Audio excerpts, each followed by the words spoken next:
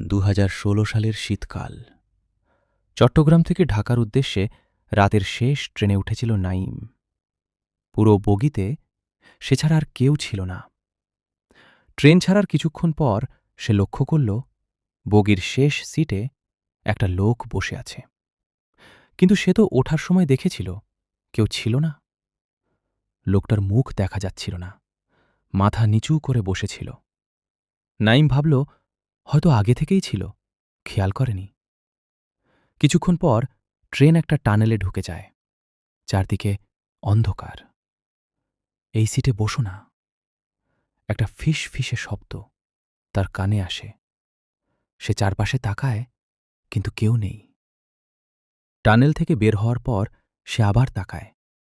লোকটা এখন তার ঠিক সামনে বসে আছে, কিন্তু ট্রেন তো থামেনি। নাঈম ভয় পেয়ে উঠে দাঁড়ায়। লোকটা ধীরে ধীরে মাথা তোলে, আর তখনই সে দেখে লোকটার চোখ নেই, পুরো ফাঁকা, ঠোঁট কাঁপছে। এই সিটটা আমার। হঠাৎ ট্রেনের সব লাইট নিভে যায়। নাঈম দৌড়ে অন্য বগিতে যেতে চায়, কিন্তু দরজা বন্ধ। পেছন থেকে ঠান্ডা একটা হাত তার কাঁধে। তারপর সবকিছু অন্ধকার।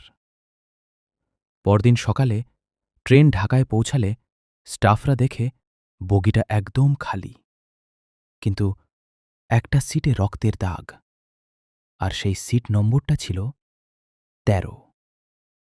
আর রেকর্ড অনুযায়ী সেই সিটে 5 বছর আগে এক যাত্রী মারা গিয়েছিল, ঠিক একইভাবে, কারণ কিছু সিট কখনোই খালি থাকে না।